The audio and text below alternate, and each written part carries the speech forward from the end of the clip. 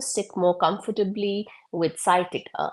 So, as a working mom, if you have a sciatica pain or a sciatic nerve problem, you might have realized how debilitating, how much it can affect your daily life and your work schedules, your time with your children and family, etc.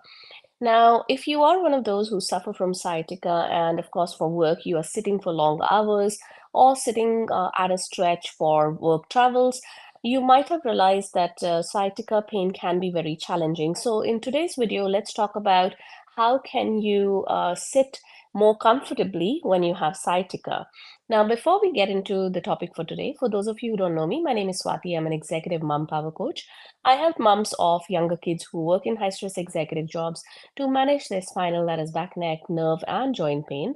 And I do this by giving you simple exercises, some lifestyle modifications. I also give you tips, tricks, and hacks that have worked for me in my own spinal and joint pain journey.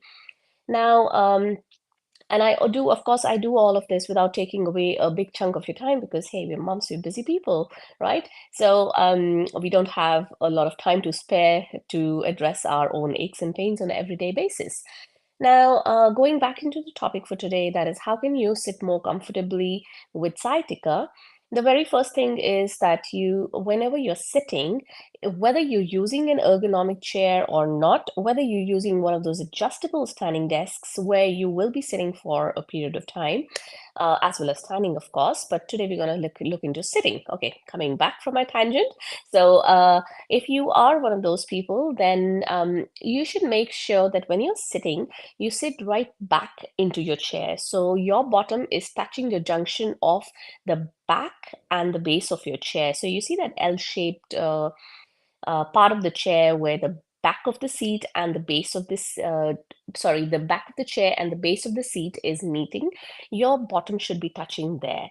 Because what happens is if you're not sitting right back into your chair, after a while, your back muscles get tired of sitting, right?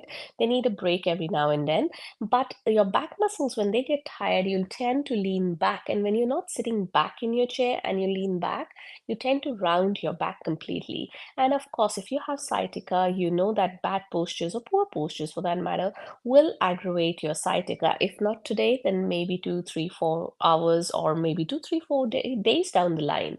So you got to watch your posture, and this simple tip of how you can sit back in your chair to maintain your back in neutral or your lumbar spine in neutral works.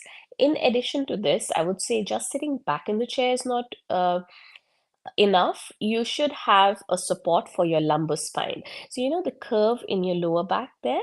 You should roll up a towel or have a lumbar support or a lumbar roll that you can put in that area. Or if you have an ergonomic chair with an adjustable lumbar support, then adjust it in such a way. Most ergonomic chairs come with adjustable lumbar supports if they're the higher end chairs, and if they are the medium end chair, I mean the medium range chairs, usually you can still adjust your lumbar support. If you can't, then you can always roll up a towel or put a lumbar roll there. And what this does is it gives support to the muscles that are sitting deep in your lumbar curve, and those are the ones that usually get ignored, whereas the rest of the back is being supported by your chair. I do use one, I mean, I have an ergonomic chair, but when I didn't, I used one lumbar roll that I recommend to people. So I will leave a link to that in the blog that I have written on the same topic. That is, how can you sit comfortably with sciatica? And I'll leave a link to the blog in the description of this video. If you're watching me on Instagram, the link to the blog will be in my bio. If you can't find it, just message me and I'll send it to you. All right, so going back, that was the first thing. The second thing, always make sure that your feet are touching the floor. What this does is if you're, okay, let's look at it this way. If your feet are not touching the floor, what happens? You're either on your tippy toes or you're crossing your legs over.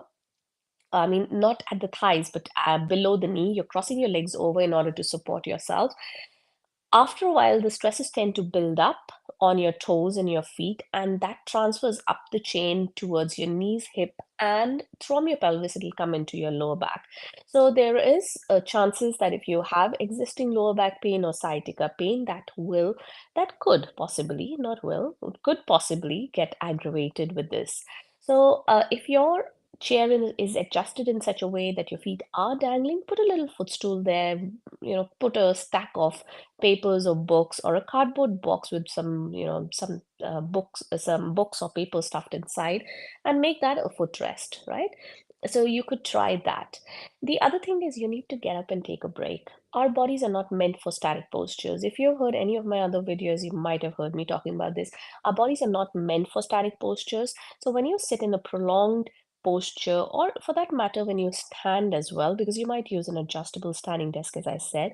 If you use those, if you're standing or sitting for a long period of time, the stresses tend to build up around your lumbar spine and your lower back and pelvic area, and of course, throughout the spine.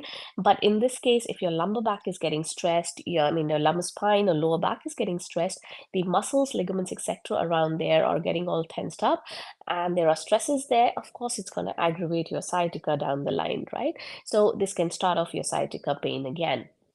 So try and take a break whenever possible. Now, there are a few other things that you can do to manage your sciatica when you are sitting, or you can sit more comfortably to manage your sciatica better. If I go into all the points, there are couple more points. If I go into all of these, the video will get too long. So I have addressed these in the blog itself that I had mentioned a while ago. And if you're looking for videos or more information on sciatica, I have done a couple of videos on my YouTube channel. You can go to YouTube, type my name, Swati Prakash Sciatica or Swati Prakash Nerve Pain, and then you will come across these videos. If you can't, then just send me a message and I'll send them to you. Also, the blog that I mentioned, again, I will leave a link in the description of this video. If you're on Instagram, the link is in my bio. And yeah, if you have any questions, any comments for me, do drop them below and I'll address them for you. Alrighty, I'll see you guys next time. Bye.